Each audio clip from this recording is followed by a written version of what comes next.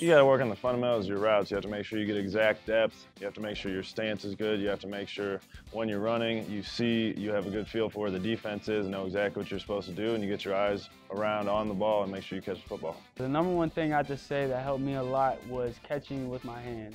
Everyone has a tendency to let the ball get into their chest, bounce around their chest, but you want to start at a young age to catch the ball with your hands and focus it in.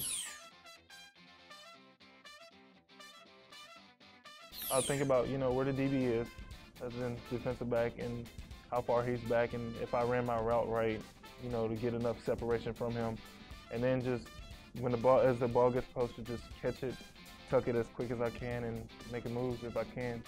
If not, DB's coming to knock the ball out. So. Oh, I'm kind of thinking make the play on the ball. If that's me coming back to the ball, if it's me having to high point the ball. And the most important thing is looking the ball in the whole time. In college, I focused on the white ring around the ball. Now the NFL balls don't have that white ring, so you really have to focus. It's really just a big spot coming at you. You have to really focus on the center of the football to make sure your hand placement's right, and you have to look it all the way in. I've always learned to compete. Recently, I've always learned not to let someone determine or label your fate, because I've always been an underdog. People never said I can make it into D1 football. I ended up making it, breaking records, and now I'm in the process of making it to my dream.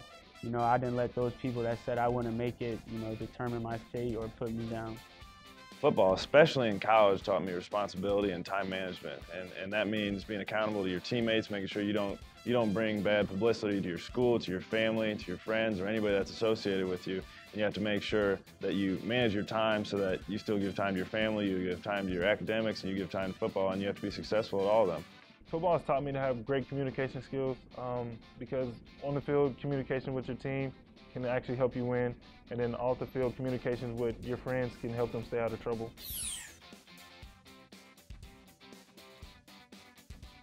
Because if you don't, you're not going to make it long in this sport.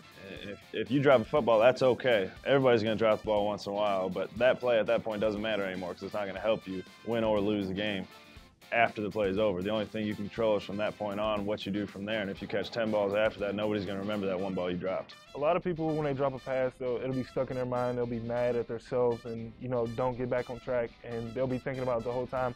Well, what I was always taught was when you mess up, you make up. So if you drop a pass, you have to make up with catching another pass, so it'll actually boost your motivation up to say, hey, I did that, I need to do this, and you'll get better at it. You don't want one ball to affect you the next time you try to catch a ball and you drop that one too. So you got to let it go and just move on to the next play. Nobody's perfect.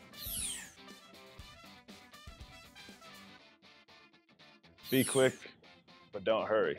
And so guys a lot of times playing wide receiver want to get to the spot as fast as they can, and they're sloppy, and they don't run good fundamentals, and they don't have their feet underneath them, and their hands are out wide, and they don't see the football, and so they're trying to hurry all the time instead of just using their athleticism to be quick, get open, and catch the ball. You always want to attack the ball.